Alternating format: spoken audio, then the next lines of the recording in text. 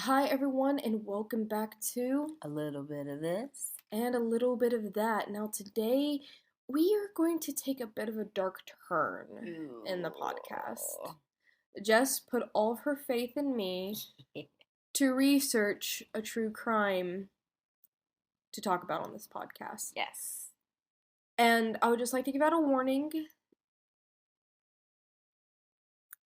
It's gonna be pretty gruesome. Oh, great. Am I gonna barf? I'm not sure, but it is pretty gruesome, and there are like so many twists and turns from what I could find. Okay. And what I mean by what I can find is that there has been evidence that has either gone missing or was destroyed. Okay. I'm ready for it. I mean, I'm a little nervous because, I'm in the dark here. I didn't let him tell me anything because I wanted to be completely surprised with the rest of y'all. Did it take place here? Yeah, which I already actually told you about. Oh, I forgot.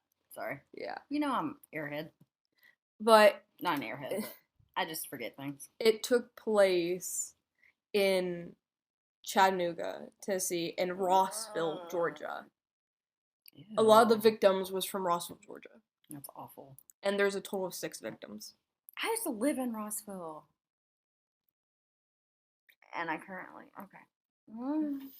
Well, I would just like to say that to any surviving family members, my deepest condolences. Did I say Condolences? Condolences, that's it. My deepest condolences for this, and I decided to choose this particular crime considering it takes place in our area, and also just for the fact that it's not that talked about. Which kind of confuses me, considering you would think something like this would have been talked about. Considering how twisted and messed up it was. Yeah. Y'all, and as we're recording this, it is like coming a bad storm outside, so it's kind of like perfect timing. Yeah. So today we will be talking about the case of the Rossville Ripper. Oh, God. And before we even continue, I'd just like to say something on the lines of, why do they always give serial killers such awesome sounding names? I know, that is like pretty, the Night Stalker, or the I think it's the Smiley Face Killer or Stalker, like that, or something. But still, why do they give so many serial killers such good names, like the Zodiac and all that?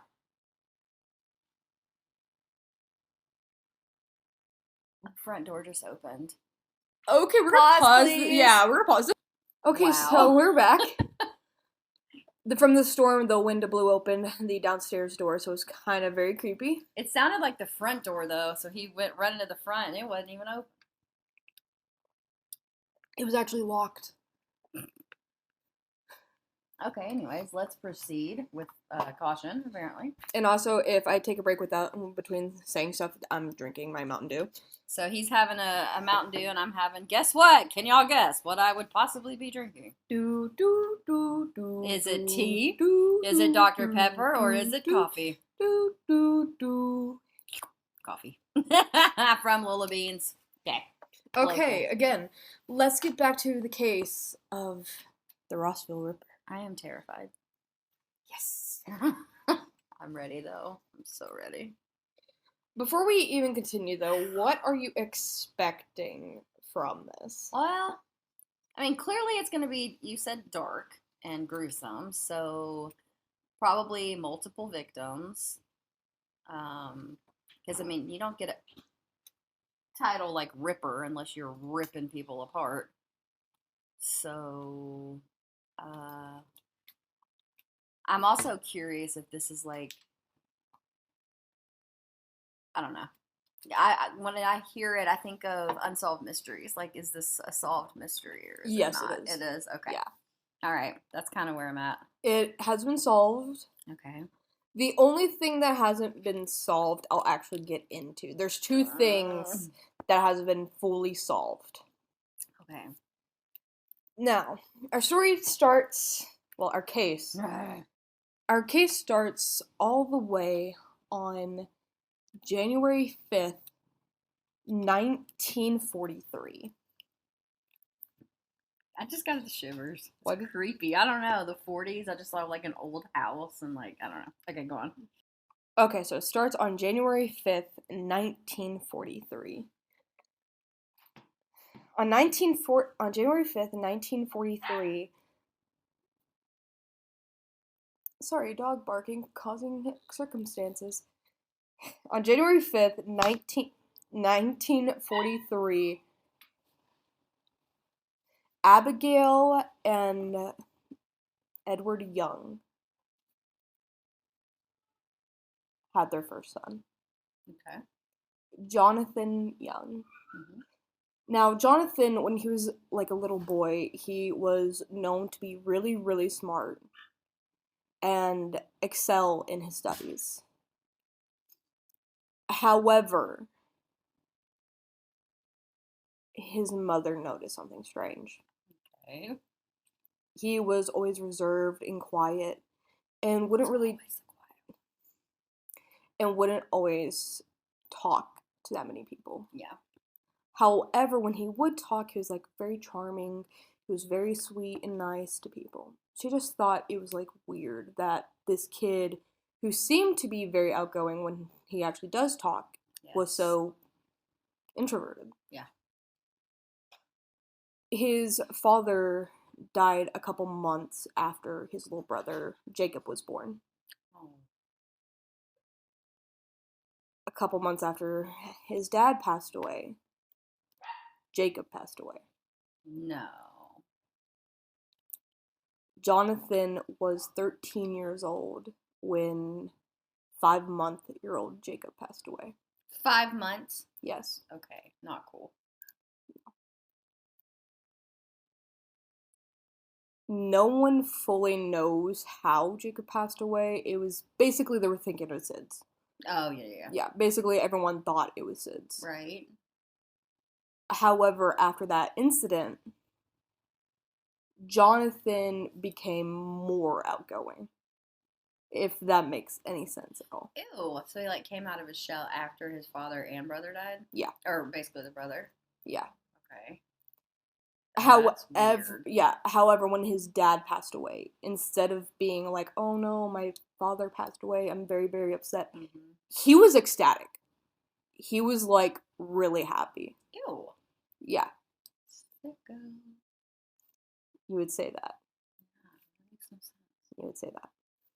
Mm-mm. His mother was strictly Catholic. His family was strictly Catholic. Okay. His mom was known to go to confess more than like 5 times a month for stuff. Yikes. Yeah. At the age of 16, he was like the top of his class. He was the top of his class. He like honors? Yeah, he smart? was yeah, Okay. honors.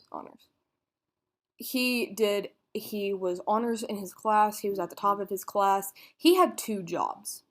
In high school? Yes. Holy smokes. He worked at a diner, and he was also not an intern, but he helped the local like pediatrician where he lived. By the way, I forgot to mention this, but he was actually not born in Tennessee or Georgia. Oh. Yeah, he was born in South Carolina.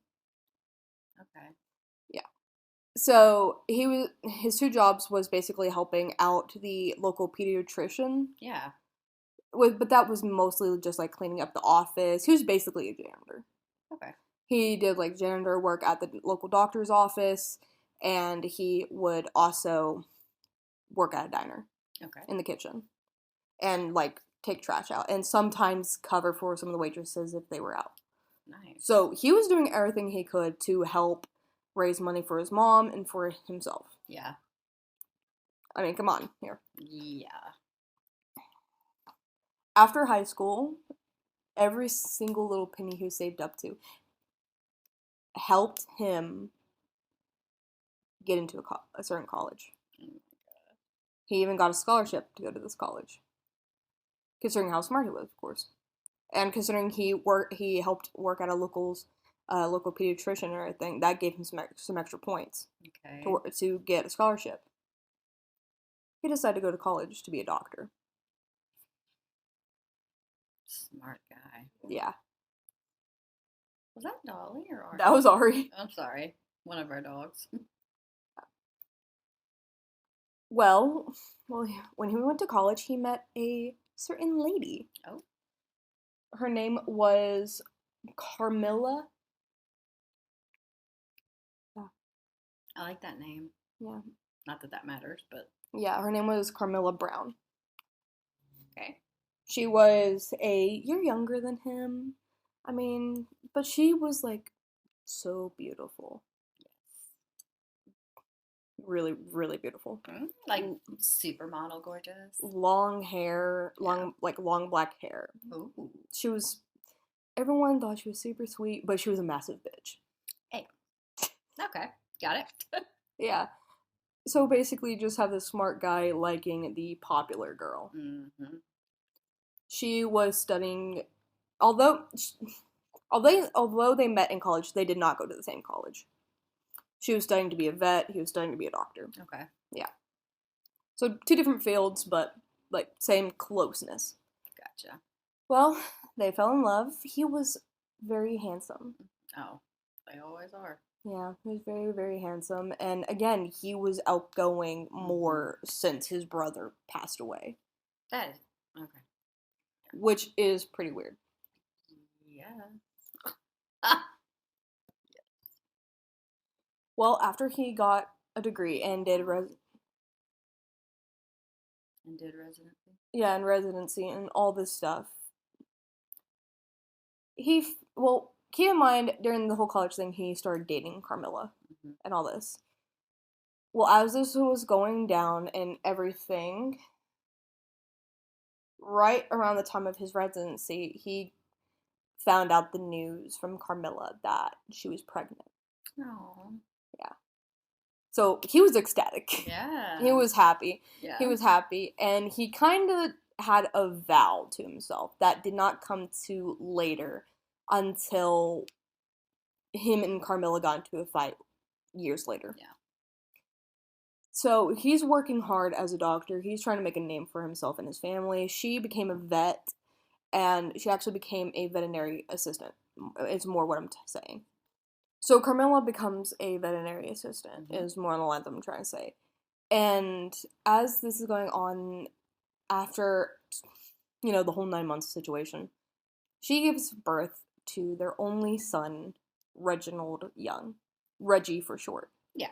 He always, went by Reggie and everything. When Reggie was about 5 years old, he started to show signs of also being an introvert. Mm-hmm. He would not really talk to that many people except his family and certain people, or if he was forced to, be polite, but like, yes ma'am, no ma'am, to random strangers he met. So he was showing a lot of signs to kind of be like his father when his father was about that age. Yikes. Okay.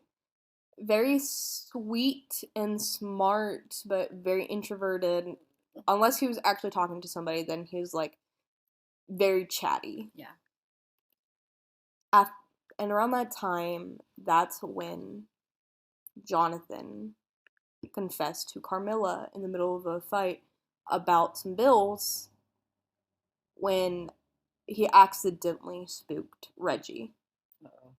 He just raised his voice and hit his hand against the wall, his fist against the wall. Yeah. While talking to Carmilla, and it spooked Reggie, and that made Carmilla really upset with him. Yeah.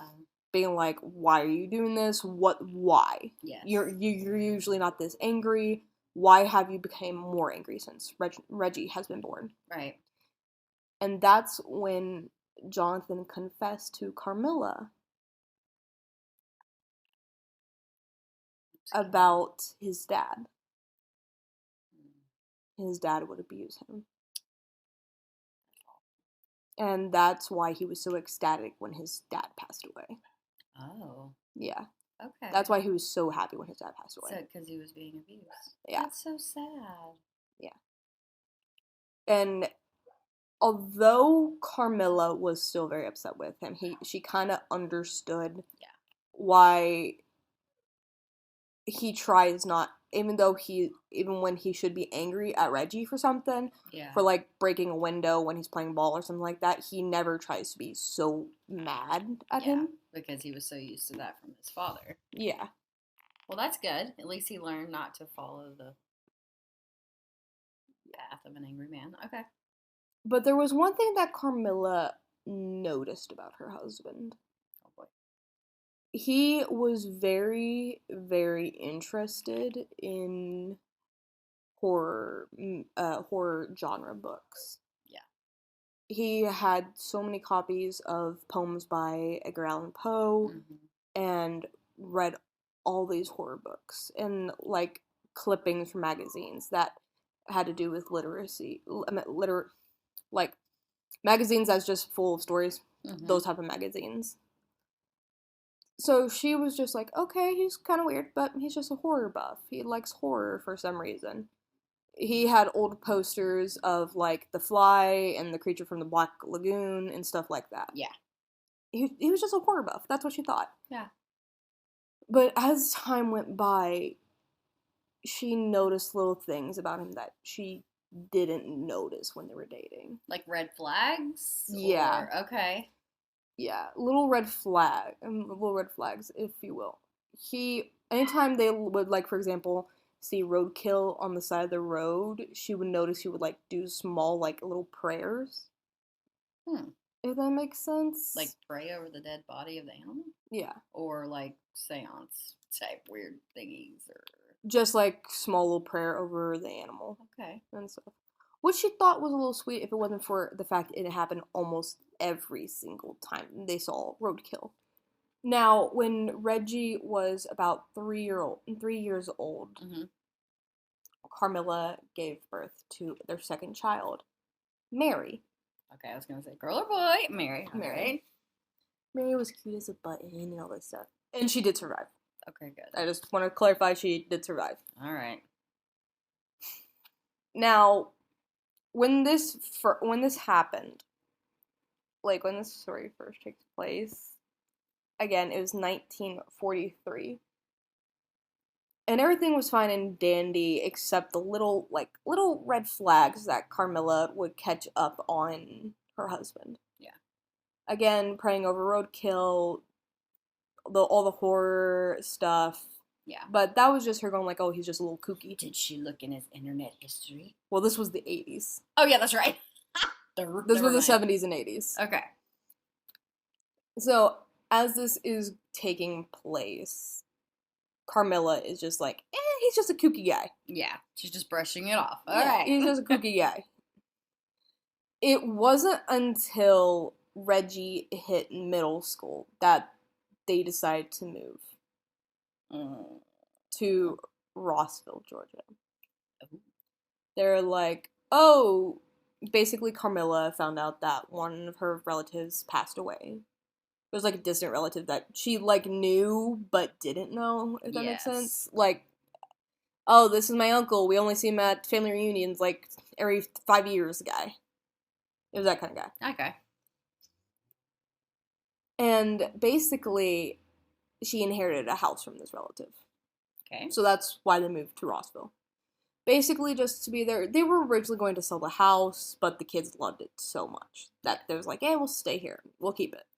I mean, it's a fancy-ish house. It's pretty good. There's a whole lot of room if we ever want to have more kids. Big yard and stuff like that. Yes. Well. It's thundering. Yeah, it is. Creepy. After a couple years, it was December 15th, 1985. Okay. 18-year-old Sarah Moore from Chattanooga went missing. I was about to say, who the hell's Sarah? Okay.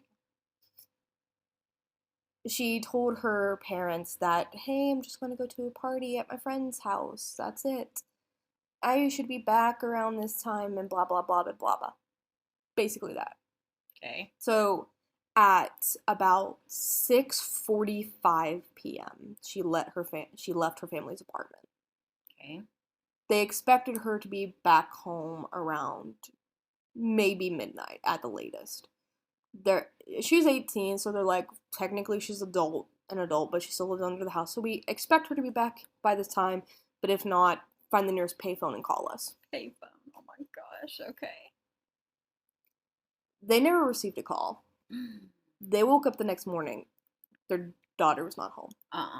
So they called her friend's house. My biggest nightmare. Okay. They called her friend's house and was like, hey, did Sarah decide to spend the night?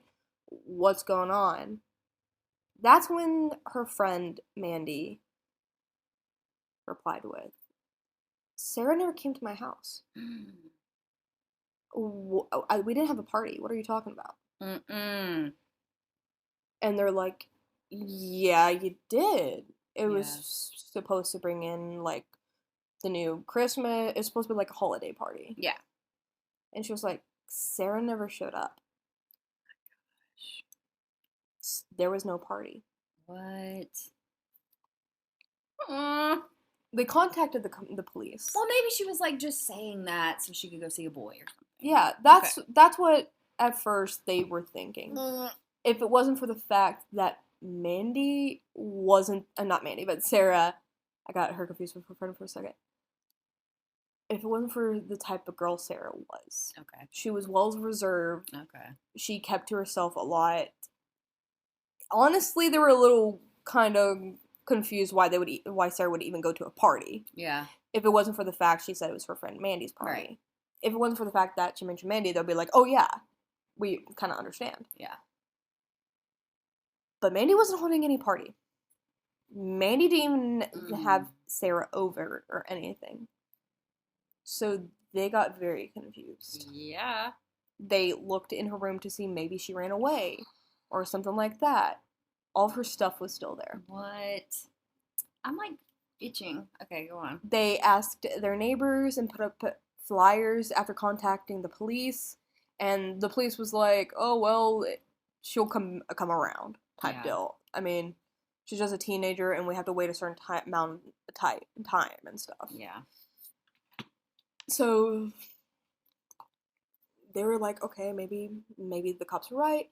She'll come back around." But just in case, they talked to neighbors, put up flyers, everything.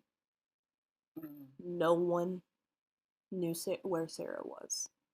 No one called in about Sarah.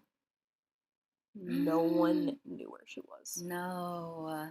That was until December 27th. Not even... Let me look at a calendar so I can basically say how much time went by. Like in between all this. Yeah, between the day she was discovered to be missing. The party, when she left for the party, was December 14th, but she wasn't declared missing by her family until the next day. That's because they were asleep. Yeah, and they thought she was going to be back. Oh my gosh. So, not that much. It was really not that much. It was basically like a week before they got a phone call. Oh, wow. The phone call was from it sounded like a middle-aged woman. Okay.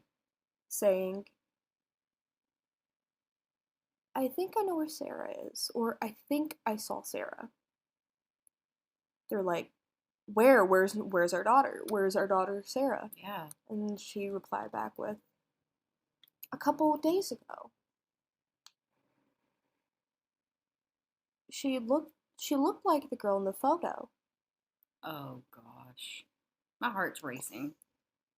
And they were like, was she wearing this? Was she wearing this? Thinking, was she wearing the same clothes as the last time they saw her? What did her hair look like? Yeah. Just like double checking. She was like, it looked like the girl in the photo. But her hair was cut. She was wearing different clothes. Okay. And they're like, what do you mean? They knew their daughter. Yeah. Would never cut her hair. That was like her, not prized possession, but like she was obsessed with her hair. Yeah, she was like going to grow out her hair and all this stuff. Okay. So that was basically it. Oh. They had a family member in that had cancer. Yeah. And basically she was like, oh, I'm going to grow out my hair. And then after it reaches certain inches, I'm going to cut it in honor of you. Aww. That's basically what she's doing. They knew for a fact her hair wouldn't have gone that long yet. Right. To be the how long she was going for. And the lady on the phone was like, yeah, her hair was cut. Mm-hmm. She was wearing baggy clothes. And they were like, what do you mean by that? And she was like, just a baggy t-shirt and baggy pants. Which didn't sound like her at all, right? Yeah, it didn't. So they were just like, no what? Mm-mm. And she was like, yeah. And they're asking her stuff like, well, where did you last see her and all this stuff? And she was like, on Market Street. And they were like, where on Market Street? Where? And she was like, the corner of Market Street. Near those old apartments. Yeah. Okay. So they drove down there after contacting the cops going like, hey, we got information on our daughter. Yes. So they go to the area and stuff like that. They go down to Market Street to see if they can find the daughter. Mm. They don't find her. However, they find her charm bracelet. Where did they find the charm bracelet? Like on the street, or? It was actually in some bushes next to the sidewalk. Oh my gosh! Look, I have literal chills. Look, oh, my wow. hair is standing up on my arms. Yeah. Ding. And the only reason why they knew it was like her charm bracelet is considering they have multiple pictures with her wearing the charm bracelet, and the charm bracelet has a little charm that has the letter S on it for Sarah, and another one for her last name, so Sarah Moore. Oh my gosh. So they're like, it's Sarah, what's going on? Why did she cut her hair? Or was someone else cut her hair? What happened? So they ask the people around in the neighborhood, have you seen this girl? Her hair might be cut. She might be wearing baggy clothes. Yeah. Have you seen our daughter? Every single person they asked was like, no. Yeah. We didn't see her. Except for one person. A little 5-year-old boy. He heard his parents talking to the family and the cops, and he was like, oh, I saw her. And they're like, and his parents was like, what do you mean you saw her? What do you mean? And he's like, yeah, I saw her. She was walking down the street. And they're like, what do you mean? And he was like, yeah, she was walking down the street and she got into this car. Oh boy. And they're like, well, how long ago was this? And he said, a few days ago. She was very nice. What the heck? They asked him, do you remember what the car looked like? Was there someone else in the car? And he was like, not that I know of. I didn't see. What color of the car? What was it, a truck? Was it a car? Was it a van? He was like, it was gray. He could only remember that it was gray. Yeah. Not if it was like, I mean, he is 5. Yeah, he could only remember that it was gray. Okay. And every single time they asked this little boy, what color was it? What color was it? He kept on replying, it was gray. It was gray. It was gray. We're like, you sure it was her? You're sure it was her? And he was like, yeah, she was nice. She was nice. We were like, what color was her hair? And he was like, blonde. That's when they were like, hold up. Sarah had brown hair. Oh, wow. What do you mean she was blonde? And he was like, she was blonde. Yeah. And they were like, you sure she was blonde? And he was like, yeah, blonde. But then was like, with orange dots. And they were like, what do you mean by that? Like polka dots? You know when someone bleaches with dark hair and they try to bleach their hair, but it turns out bad. Yes. There's like the little orange stripes and highlights in it. That's what he was saying. Oh my gosh. It wouldn't be until December 30th they would find the body of Sarah Moore. Oh my gosh. No. She did die. Yeah, I had hope.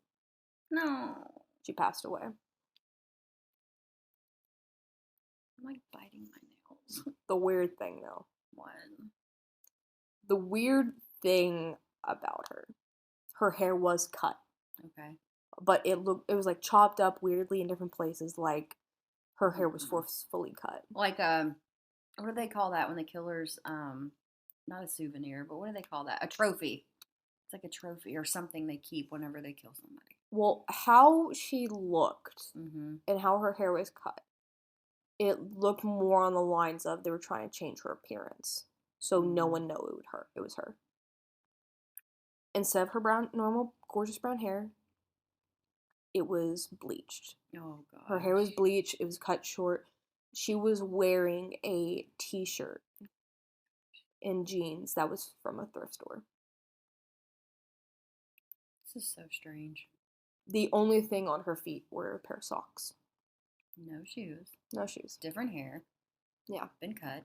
Yeah. Had bleach. This is weird. Want to hear how it gets weirder? Well, yeah. All of her teeth were pulled out. What? Almost threw up. All of her teeth were pulled out. Her nails were perfectly clean. Like, someone took their time on cleaning her nails. Like she had a manicure. Basically, she had a manicure, No. yeah. They were painted with clear nail polish. Ugh. I don't like that. And the coroner came to the conclusion that she died one day before. So she was held captive, they think, for a couple weeks. Oh my gosh. Yeah. That's awful.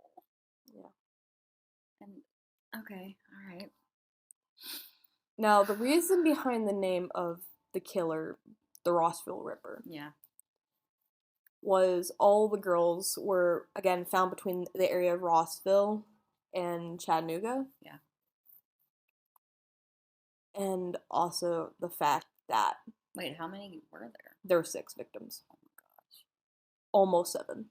What do you mean almost? I am going to explain that later. Somebody survived. Okay. Not technically. Half. I'll explain. Okay. But the reason why they were called the Rossville Ripper is because all the victims were found or from Rossville or Chattanooga. And they were just like, basically was like, well, the Chattanooga Ripper doesn't sound as terrifying, I guess you could say. I guess. But also the fact that every single victim, their neck was slit open. Nope. So when Sarah was found, they were just like, oh yeah, we have a killer and kidnapper on our hands. One of the things that they found in the victim's stomach, yeah, during the autopsy, was a mix of grits and chicken broth and rice. Ew. Yeah. She was on a very bland diet. Sorry. Seriously? That's what you have to say? Well, I mean, everything we just went through with Dolly, so. Yeah. Anyways, go on. But it was like rice, grits, chicken broth, like anything you can get from a normal food store, and no one would second guess why you have it. Okay. Ooh. I'm about to explain that. Oh, I have so many questions. Also, in her system, they found a mix of different sedatives. But one that basically they found in her system different types of sedatives, and in her stomach, along with the food, they found medicine. Mm-hmm. Some was just like normal cough medicine. It ranged from cough medicine to Tylenol, aspirin. Like normal medicine. Yeah. Okay. But there was one sedative that they found in her system they found a little weird. Ketamine. What's that? Basically, it's a sedative that doctors would use.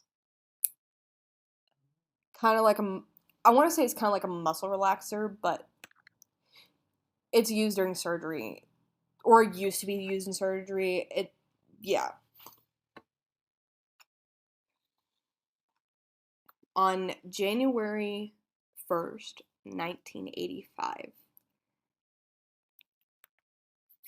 17-year-old Casey O'Connor Okay. went missing. Oh, jeez. They said she was going to a party Mm-hmm. for the New Year's the night before. Yeah. Same freaking scenario. Except this time they actually had proof that there was a party happening. Okay. Yeah, they went by the place. It wasn't one just for like teenagers and stuff. Their parents also attended. Like, it was families. Okay. They went. The whole family went to the party, actually. The whole family? Yeah, the whole family went to the party. Oh my gosh. It was basically a whole like family and friends event type deal. Okay. So they all was like, yeah, it's a party, woo! Bring in the new year, woo! Yes, exactly. The next morning, they all woke up. Casey was missing. Oh boy. Of course. Yes. So her parents were a little concerned. Yeah, I'd say so. I mean, they were used to Casey going off and stuff. But now that there was word, they knew that a couple days ago that Sarah Moore was found dead. Yeah. And apparently she was kidnapped and stuff. So they were like, okay, maybe we should call the cops. Maybe. You think? Again, they were used to their daughter Casey doing this. That's true. They were used to her running off. They contacted her boyfriend David. He was like, "Oh yeah, I haven't talked to her in a couple of days. Is she good? Blah blah blah blah blah." They're like, "Well, we thought she might be at your house." And she was like, and he was just like, "No, she isn't at my house. Why? Is everything okay?" Mm.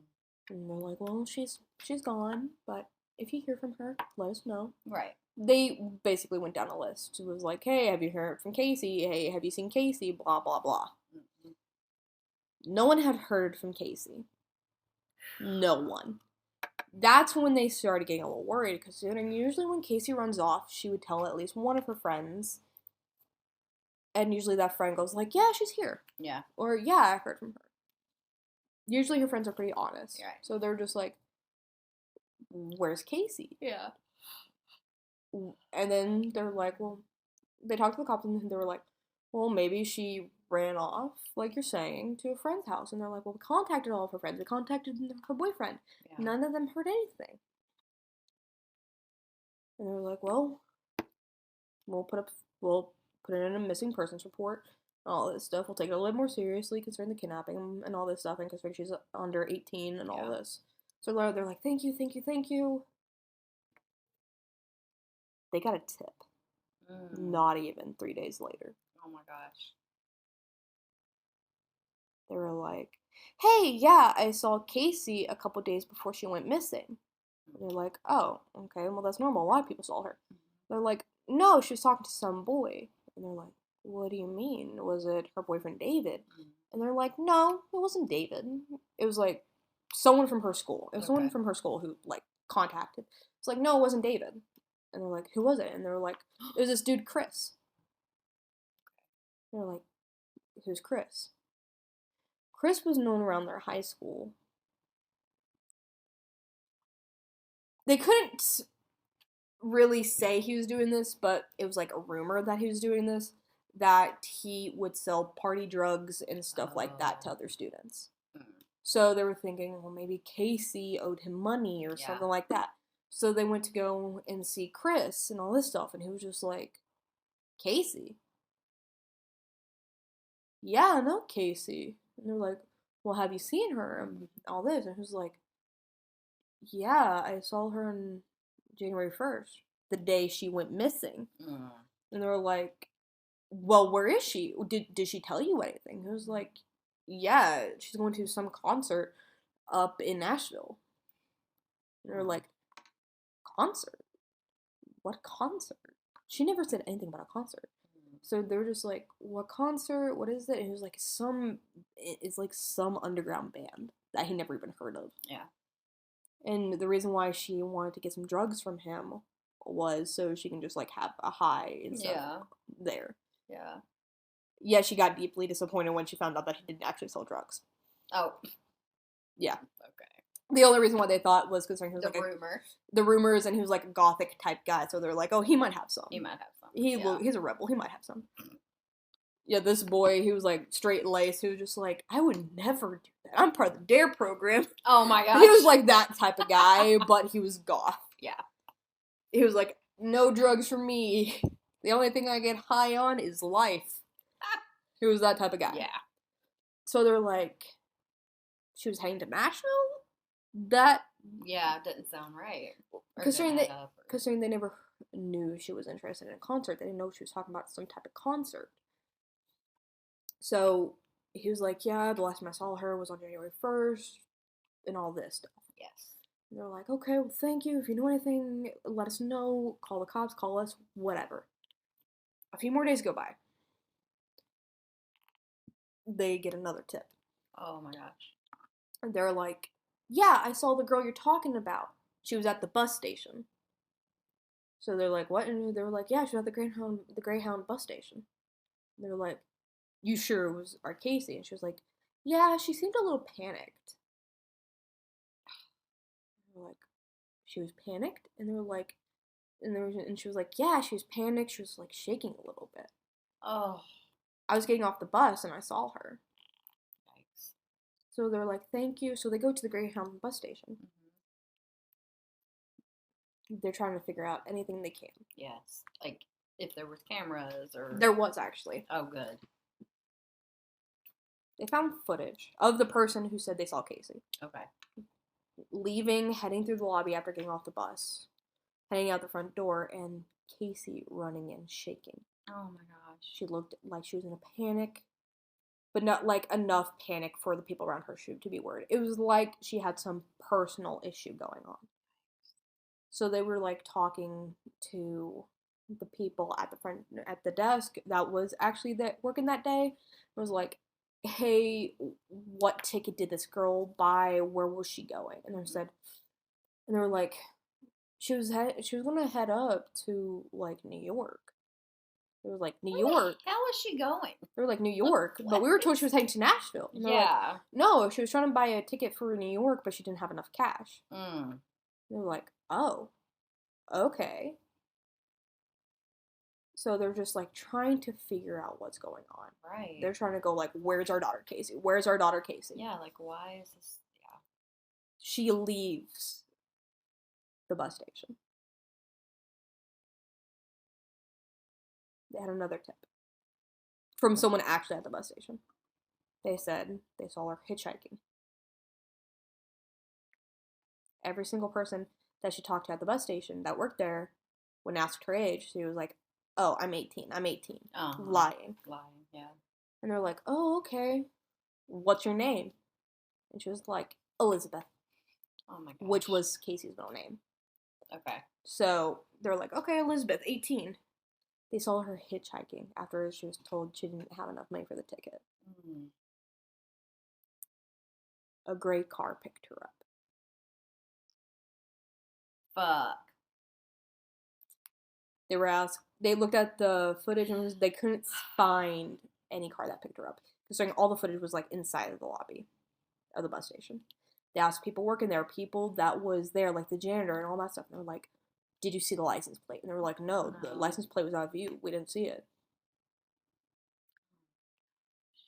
And the couple of people who did see the license plate couldn't remember the tags. Of course I can. They could only remember which state. Georgia. Dang it. Gosh.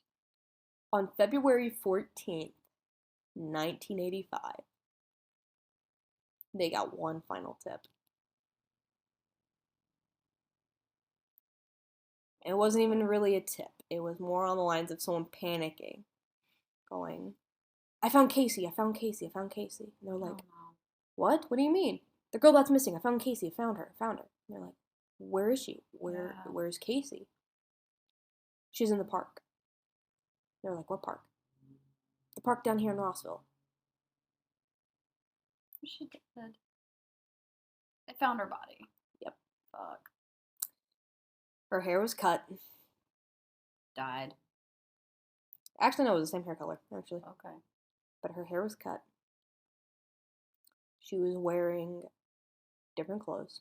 Mm-hmm. It was a dress.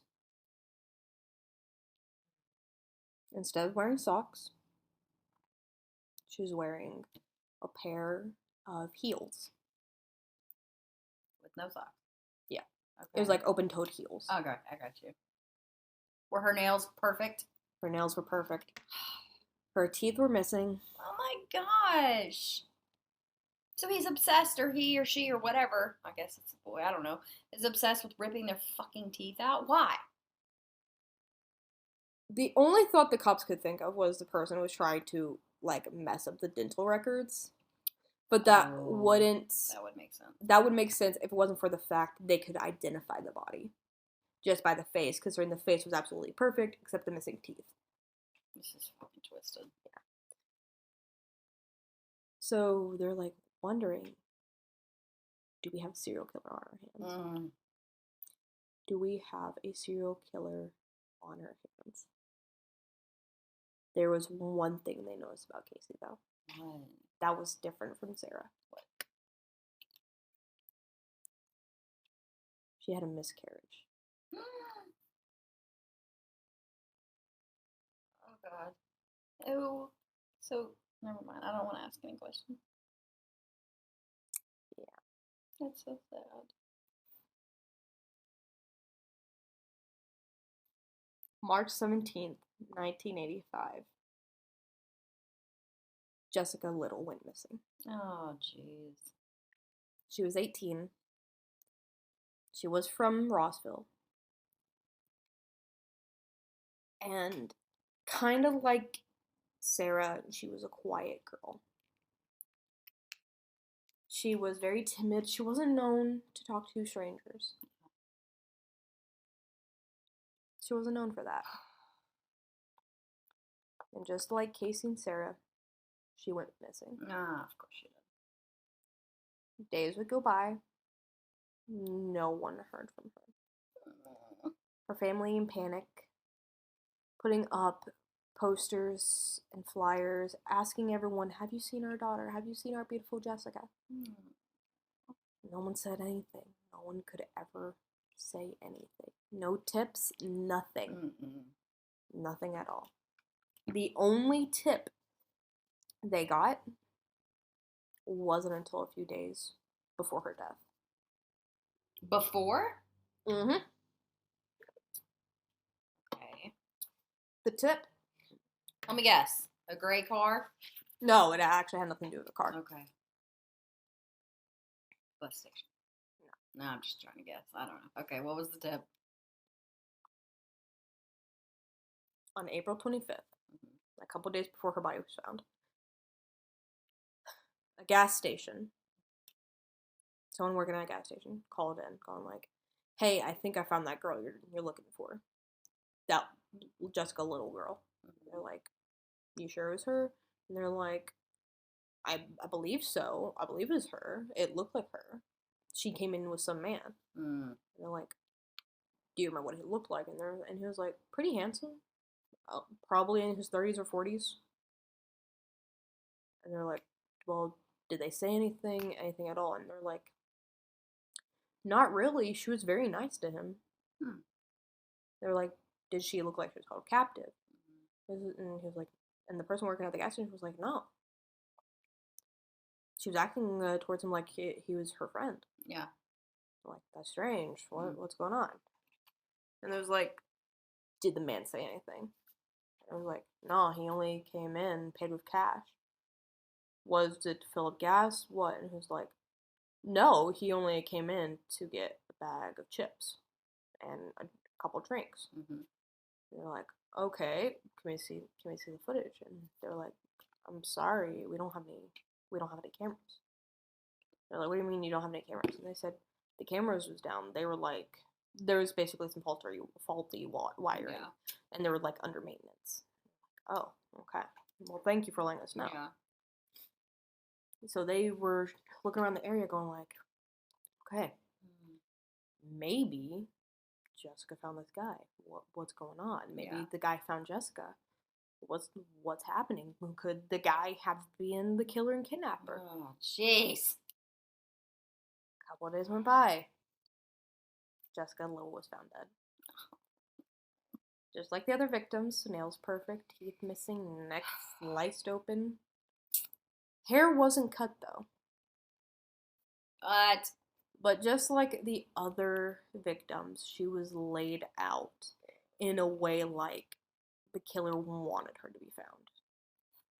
But the body was treated with so much respect. it's so weird. Mm-hmm. Next, on July 20th, 1985, Beatrice Helton, Oh. age 16, went missing. So we've had 17, 16, 18. Mm-hmm. Okay. It went 18, 17, 18, 16. That's right. Okay. Yeah. She went missing. Getting younger. She told her family, hey, I'm just going to go to the store with some of my friends. They're going to meet me there. Yeah. And then we're going to go to just hang out. Yeah. That was the 80s. You could do that kind of shit, Yeah. supposedly. And they're just like, yeah, sure, go ahead. I'll send you a note so you can get me some cigarettes while you're at it. Right? And the only reason why I'm bringing up the note is considering they actually do find that note, like, later. Oh, okay. Yeah, there was an actual note from from her mom. So, Beatrice didn't return home. Of course. Her parents did contact her friends going like, is Beatrice with you? Did you see Beatrice at all today? And they're like, yeah, we did. We actually did hang out with her. Oh, well, that's good. We hung out with her, and she said that before heading home, she was going to get you a cigarette. Yeah. And she was like, and her parents were like, oh, okay, well, at least you saw her. At least you saw Beatrice. Yeah. And they were like, did Beatrice look panicked? Did she look like she was going to run away or anything? And they're like, no, she seemed like how she normally is. Yeah. She seemed happy. And the mom was like, you sure? And they're like, yeah, she was happy. Yeah. She seemed normal. I mean, the only thing that she seemed upset about was this guy from school didn't like her. Oh. And her mom was just like, oh, okay, whatever. So her mom called the cops and was like, my daughter Beatrice is missing, blah, blah, blah, blah, blah. The cops, considering all the murders that's been taking place lately, was a little worried to go like, okay, we'll look out for her, we'll look for her, we'll look for her. Yeah. All they could find on the side of the road was a note from her mom that said, can you sell my daughter cigarettes for me? Mm-mm. It had the signature. Mm-mm. And a phone number for the people to call to follow up. That's all they could find. They never found her body? Until months later, yeah. Oh, gosh. So Beatrice Helton was missing. The whole town and surrounding towns were like, have you seen Beatrice? Have you seen Beatrice? People in Chattanooga was like, have you seen Beatrice? She was even on the local news. Everyone was like, have you seen Beatrice Helton? And they gave the name of the killer and kidnapper the Rossville Ripper, officially. Oh. So everyone was like, have you seen Beatrice Helton? Have you seen Beatrice Helton? No one could give any hints or leads. Mm-mm. Then finally, Beatrice Helton was found. Just on the side of the road. Oh, God. But she was laid down in a way with, like, a whole lot of respect. Like, she wasn't, like, thrown out of a car or just pushed aside. What the hell? Is it the same pattern, though? Like the nails and the teeth? And yeah. Okay. It was the same pattern. So they were like, okay, we're dealing with the same guy here. Mm. The only thing that seemed somewhat different was in one of her nails, underneath the nail, it wasn't cleaned all the way. Oh. Under her nail, It wasn't like skin they found or anything, Yeah. but what they found was little chips of paint.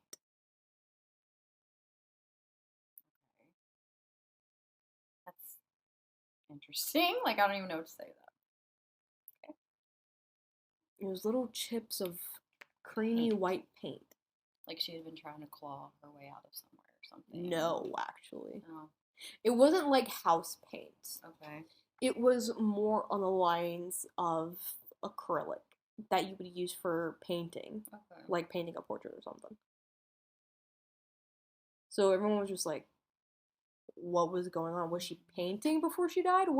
What's going on? Yeah. I mean, she was fed the same stuff. Her teeth were ripped out. Wasn't really ripped out, like, They're gone. but her teeth were gone. Her nails were perfectly clean except the small pieces of paint they found. It's almost like he was wanting to like, okay. Anyways. Next was Cassidy Parker. But she wasn't missing until almost a whole year later after the first one. I mean, after Beatrice went missing. Oh. So for almost a full year, everyone was like quiet. Nothing happened. People was starting to like let their kids and teenagers go out more. I'm like, okay, although the killer hasn't been found, nothing has happened. It was like a whole year cool down. Yeah. No one knows what was going on. Like he just went. Okay. So on June 30th, 1986, Cassidy Parker went missing. She was 18. Okay. Which I actually find a little weird because I went 18, 17, 18, 16, 18. Yeah. 18's the target. Yeah. But somehow he got. Yeah. Okay. So Cassidy went missing. And no one knew what happened. They're like, what happened? What happened? Yeah. Everyone was like, Cassidy's missing. What happened to her? Was she kidnapped? What happened? The cops searched the house. They're like, although the killer hasn't done anything for almost a whole year, we can't really say if this was the killer or not. Right. We can't really say. So they're searching her room and everything. They find a note. Oh no. Yeah. Dear Mom and Dad, I'm not happy living here. You're doing this to me. You do this, this, this. I'm being abused, blah, blah, blah, blah, blah. Oh gosh. I'm running away. Love, Cassidy. They did, it was her handwriting. Okay. That was my next question. It was her handwriting. They kind of lined that up with like some of her papers from school and stuff like that. It was her handwriting. And it was revealed her parents were abusive. Oh, man. So they were like, okay, we're looking for this girl, red hair, all this stuff. Yes. They get a tip. They're like, hey, hey, I found that runaway girl. They're like, you did? Yeah, I found that runaway. And they're like, you sure it's Cassidy? And they're like, yeah, I'm pretty sure it's Cassidy. So they were just like, you're sure it's Cassidy Parker? And they were asking questions like, what did she look like? Yeah. Where did you see her? What? They're like, and the person was like, red hair, green eyes, freckles, about this height. Basically, they were describing Cassidy Parker. Yeah. And they're like, well, what else? Is there anything else noticeable about her? And they're like, well, I saw some bruises that are like healing up and some cuts that were healing up. Oh. And they were like, well, that kind of goes along with the fact that her parents were abusive. Yeah. Going like, well, maybe it's from her parents. Yeah. Maybe she actually did run away. And they're like, did you see her with anyone? And they're like, well, it was a little bit crowded. But some man was like giving her directions. Oh boy. And they're like, what did the man look like? What did the man look like? And he was like, he's short. He was short. And they're like, how old did he look? Probably his 50s. They're like, probably his 50s? And he was like, yeah, he was short. Probably 50s. Graying hair. glasses. And they're like, okay. That did not line up with the person who found Jessica. It did not line up with the guy who was with Jessica the year before. So they're like, okay, it's probably not the killer who was giving her directions. But we still need to go to the area, figure out what we could do. So they're walking around trying to find her, trying to search the whole area, and they cannot find anything. They can't find a single thing about her. They have no idea what has happened to Cassidy Parker. Gosh. It wasn't until about August 17th they found her. Wait, that's a long time. About 2 months. Wait, okay. Where did they find her? Do I want to know? They found her downtown. Okay. Downtown Chattanooga. Yeah. In a parking garage. Ugh.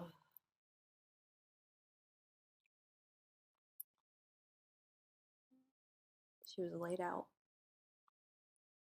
Just like all the others. Laid out peacefully. Looking like it was on display. Like they were, like she was meant to be found. Yeah. But placed down with so much respect. Like, one thing that people notice about when a person, like someone who passes away, that is like laid down in respect after being murdered, it's usually the murderer knows them personally. Okay, yeah. So they're all like, what connection does all these girls have? Right. That this person knows them all personally. Yeah, and over this big of a time span. Yeah, exactly. So they're just like, who? Yeah. Who is it? Is it someone from school? Is it a teacher? Right. Who is it? So they start questioning every single person at the high school. As many students as they possibly can. All the staff members they possibly can. It's like, do you know anyone that knows anything about these girls? Yeah. Anything that they have in common. Any person they know in common. They can't find anything really. They find stuff, but not anything that correlates with that they all have something in common. However, they did have some teachers in common. They questioned every single teacher they had in common. None of them had any proof that they did it. Oh. So everyone's freaking out, going like, the killer knows their victims personally. Who is it? Who is the killer? On September 8th, 1986, Dylan Byers, 17 years old. Let me guess. Goes missing. Along with a second victim. Wait, at the same time? 2 people go missing on the same day. No. Dylan Byers, 17. She goes missing. Along with the first male victim, James Williams. Oh my gosh. 18. Close to his 19th birthday. Okay, what the frick? So they're just like, what's going on? Yes. This is the first time the 2 people went missing, but we can't say it's by the same person. Yeah, you can't unless there's some kind of weird evidence. Exactly. Like the whole teeth thing. Yeah. It wasn't until months later, of course. Oh, excuse me. As the new year goes into the new school year, they have no leads. They're just like, we have no leads. Who took Dylan and James? Yeah. Dylan and James have nothing in common. The only thing they had in common was going to the same high school. They have no proof. James was about to go into college. Dylan was basically going into their senior year. So they're just like, what happened to these 2 teenagers? What happened to them? Yeah. They get one tip. one of the teachers at the high school calls and goes, I have a student that's acting a little weird. You might want to keep an eye on him. And they're like, what do you mean by weird? And he says, he seems really off. Like, different than any other day, or? He seems very different. Okay. They're like, how is he acting different? What's going on? And they're like, normally he's normally well reserved. He's usually quiet. And he still is. And they're like, well, what's different? Yeah. That makes no sense. He seems skittish. And they're like, what do you mean skittish? And he's like, he seems paranoid. Oh, shit. I asked him about it. He just said that some stuff is going on at home. And they're like, what's the boy's name? Yeah. Reginald Young. Oh. He goes by Reggie. Oh my gosh. I'm gonna throw up. They go to Reggie's house. They don't got a warrant, so they can't really do anything. All I can envision is like jars full of teeth right now. Ugh. Yeah. But they go to his house, and opening the door is Carmilla Young. The mother. Yeah. Okay. And she's like, hi, how can I help you? What's going on? God. Why are the cops at my house? Yeah. And they're just like, are you the mother of Reginald Young? And she's like, yes, that's my son. And they say, we had gotten a tip that something might be going on at home. Oh. And she's like, do you think I'm abusing my child? And they're like, no, but we just want to come check that everything's okay. She's like, of course. She lets the cops in. They're just asking simple questions. Yeah. And they're just like, can you tell me about your family? Can you tell me about them? She's like, well, I'm married to Dr. Jonathan Young. I have a daughter named Mary. She's 15. And my son Reggie, he's 18. And they're like, has anything seemed weird? Yeah. Has anything seemed off? Because unknown to the public, with every victim, they seemed paranoid before they went missing.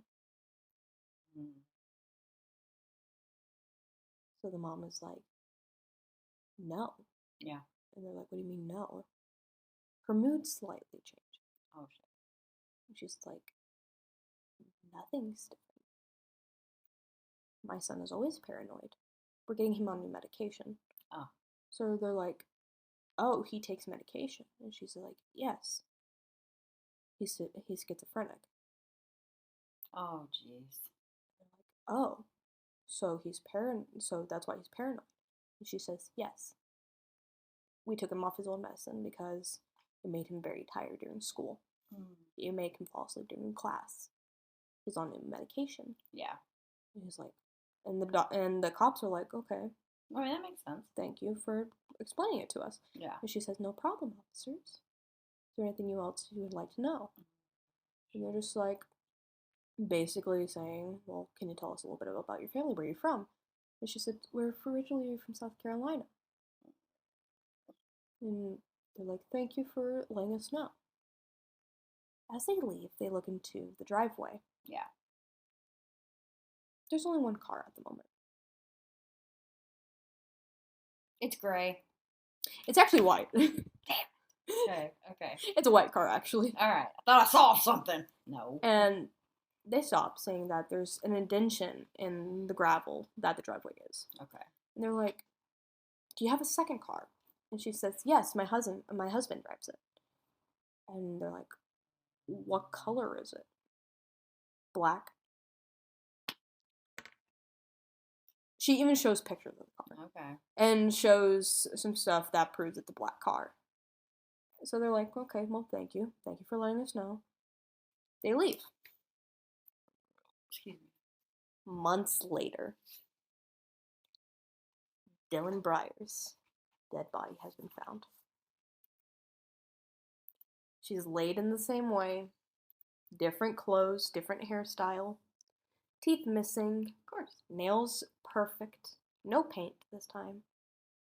Same food in her stomach, and same medications and stuff like that. But James is still missing. Yeah. So they're like wondering what's going on. What is going on? Yeah. Where the fuck is James? Months goes on. A couple years go by. No. No one knows what happened to James. Until one day, they receive a phone call. Help! My husband has gone crazy. Help. Camilla? Or how you say her name? Carmela. Carmela. Carmela's on the phone. And they're like, what do you mean? What's going on? And she goes, my husband's crazy. My husband's crazy. And you hear someone in the background saying, what the fuck are you doing? Mm-mm. What the fuck are you doing? Mm-mm. It's not Jonathan who's speaking. It's not Jonathan Young. It's not Reggie. It's not Mary. But it's the voice of James going, what the fuck are you doing? No. Get off the phone. Okay. But wait a minute. I thought she's saying my husband's going crazy. She was saying that. She's going, my husband has gone crazy. My husband has gone crazy. But you hear in the background James going, what the fuck are you doing? What the fuck are you doing? Get off the phone. But she keeps going, my husband has gone crazy. They're trying to get the address from her, going like, where are you? Where are you at? What's your address? She gives them the address. And you keep hearing James go, what are you doing? Get off the damn phone. The cops show up. And because they had a tip in the past about maybe the Young family had something to do with the disappearances and the kidnaps and the murders, they took the lead detective from those cases, Robert Phillips, with them. They went to the house before in the past to like look around to see if there's anything. Yeah. But couldn't find anything leading to the murders or disappearances. The only thing they found close enough to it was rice in the pantry. Yeah. But that's it. Yeah. That was the only thing close enough to it. I was like, most people have rice anyway. That and Mary, she had clear nail polish. That's the only thing close enough to be like close enough to the kidnapping murders. Yeah. But Mary was known as a teenage girl who always wore that nail polish. Yeah. So they're just like, okay, there's nothing we can really say. So they show up to the Young residence. My stomach is in knots. They knock on the door. They're just there going like, let us in. Walker County, let us in. They don't hear anything. The door creaks open. Reggie's in the doorway, holding a pistol. He drops the gun and lets the cops come in. And they're just like, where's your mom? Why do you have a gun? What's going on? Yeah. And he's like, the basement. He leads them down to the basement. And in the basement, shaking like a little leaf, is Carmilla. Her husband is tied to a chair, gagged. Jonathan Young. And James is next to him in a separate seat, also gagged and tied to the chair. What? Yeah. James is bleeding. He was shot in the shoulder. Reggie, what did you do? They were like, what happened? What's going on? They take Carmilla, Jonathan, all of them. They take James. But James is not responsive. They say he's dead on the scene. So they're trying to get everything done. They take them away, and they call in the coroner to get James. Yeah. When the coroner gets there, I'll get back to that actually in a second. They get it. They interview Carmilla, Reggie, and Jonathan, asking, "Where's Mary? Where's Mary?" Mhm. Carmilla's like, "At my parents'. She's at my parents'." They're like, "Why is she at your parents' house?" And she goes, "Visiting." Why is she visiting? Mhm. Why is she visiting?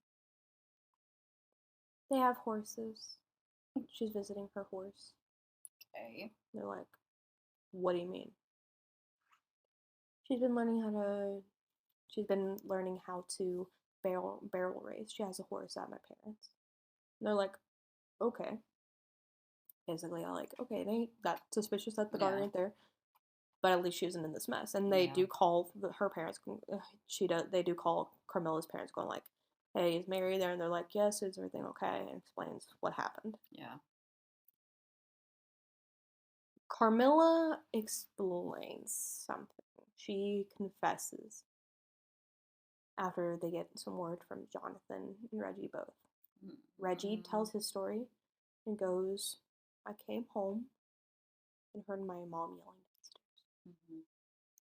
When I go downstairs, she's on the phone yelling, 'My husband has gone crazy. My husband has gone crazy. Mhm. My dad's tied to a chair, gagged. And there's this boy who I used to go to school with sitting in another chair, yelling at her. And he's tied, and he's like, get off the damn phone. Get off the damn phone. What the fuck are you doing? Get off the damn phone.' Yeah. Jonathan is passed out when Reggie got there. James is yelling. And out of fear for his mother, he took the pistol that he knew his dad owned and shot James. And they're like, "But we found James also gagged." He was like, "I know. I put the gag in his mouth." They was like, "Was it before or after you shot him?" And he said, "It was before. He almost bit me." And they're just like, "Why did you shoot him? Why did you shoot him?" He said, "I was scared." They asked Jonathan, "What happened? Why is the missing boy in his house?" Yeah. And he goes, "He almost caught me." They're like, "What do you mean? He almost caught you?" "He almost caught me." "What are you talking about?" And he goes, "Dylan Breyer. He almost caught me." Oh my And they're gosh. like, "Did you kill Dylan Breyer and all those other girls?" And he goes, "Yes." And they're like, "Why did you do it? Why did you do it?" Yeah. And he's like, "I have no idea." And they're like, Are you sure? Why did you kill them all?" And he's like, "I'm not sure." They're like, "Tell us the reason why you killed those girls. Why did you kidnap them? Why did you kill them? Why'd you take their teeth out? Why did you take their teeth out?" What does that like signify here? And he's just there going like, it's strange. He starts crying slightly as he continues to talk, going, "I don't know why I did it. I don't know why I did it." And they're like, "Yes, you do. Tell us the reason why you killed those girls. Why did you kidnap them?" He said, and he replies back with, "Because it was so easy." Mm. I'm like, "What do you mean by so easy?" And he just goes, "It was so easy to do so." Mm-mm. "Why did you take out their teeth?" And he just replies back with, "To signify something." We're like, "What to signify?" Control? Yeah, that's what they were thinking, because of control. And he's Right. like, "No." And he's like, and they're like, "Why? What does it signify?" They never got an answer out of him about the teeth. Well, that's some bullshit. Because I want to know why the teeth is so important. And so they asked him, "Why did you lay the girls out like that? Why did you do it with so much respect?" And he said, "Because I felt sorry. I felt bad. Yeah. I didn't want to kill them. I did not want to kidnap them." And they're like, "Well, then why did you do it?" And at this point, he's crying his eyes out. And he goes, Somebody made him do And it. he keeps repeating, I did not want to do it. I did not want to do it. I did not want to do it. And they're like, who made you do it if you didn't want to? His wife. And he says, Jacob. Jacob? Really? I was thinking it would be the wife. Keep in mind, Jacob was his dead brother. Ew. So they completely think Jonathan is crazy. Yeah, the brother is dead. Yeah. What? The brother has been dead for years. Yes. The brother died at So his ghost form is coming back and making him do these crimes? That's what they're going like, what do you mean, Jacob? Who's Jacob? Who's Jacob? And he's like, brother. They get a psychiatrist to talk to him. Mm-hmm. And it was revealed that basically he had multi-personality? I'm trying to find the exact term for it. DID? Yeah, it's DID, but I'm trying to say dissociative identity disorder. Okay. So they determined he had that. And they're like, why did you not kill James? Yeah. Why didn't you kill James? And he just goes, I was fond of him. And they're like, what do you mean? What do you mean by that? And he was like, he was nice to me. What? He was nice to me. Oh. And he was like, and they're like, they're thinking, is this a pedo situation? Yeah. Or what? I gotta eat. And they're just like, were you in love with James? And he was like, no, I wasn't. Yeah. That's gross. And they were like, then why were you fond of him? Why were you fond of him? Yeah. And he said, he was so nice to me. He would talk to me as I murdered, as I cleaned up the bodies. Ew. And they're just like, what do you mean? He encouraged me. Oh, boy. He told me how to do it, how the process. Even though I did it so many times before him. It made him happy. So that's disgusting. Yeah, they talked to Carmilla and she said, and basically they were like, okay, did you know about your husband's crimes? Mm-hmm. Do you know he was killing, kidnapping? What's going on? Did she? No. She gives them a look and goes, I didn't until I caught James. And they're like, what? What do you mean by that? And she says, I didn't like how James looked at my husband. And they're like, what do you mean? And she just goes, that boy loved my husband. Like, in love with him? And they're like, what do you mean? They were thinking, oh, what are you talking about? And she was like, I wouldn't say it was what's the word I'm looking for? It's in my notes. Stockholm Syndrome. That's it. It wasn't like Stockholm. What do you mean? So, he didn't grow to love your husband? No. It seemed like he was fond of him from the very beginning. He loved my husband before he took him.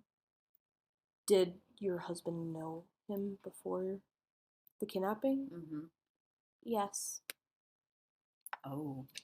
When did they meet? At my husband's work.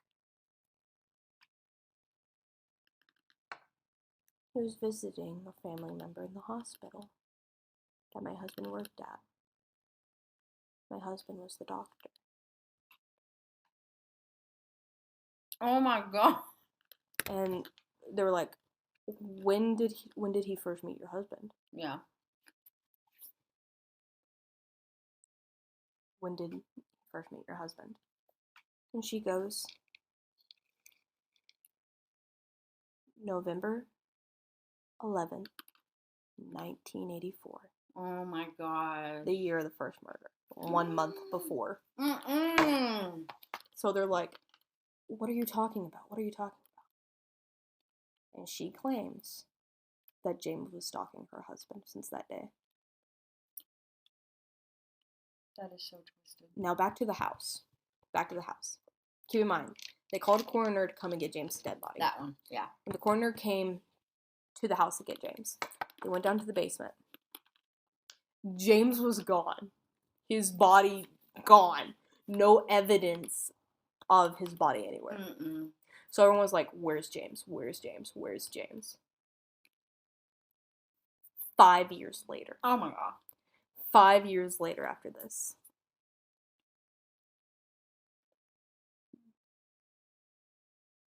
Carmilla gets a phone call. Mm-mm. It's from the state prison. And it's her husband. Yeah. It's like one of those types of calls. And she was just like, well, how are you? And he's like, and he's just there. And he's going, I got a letter. It's terrifying. She's like, what was in the letter? What's in the letter?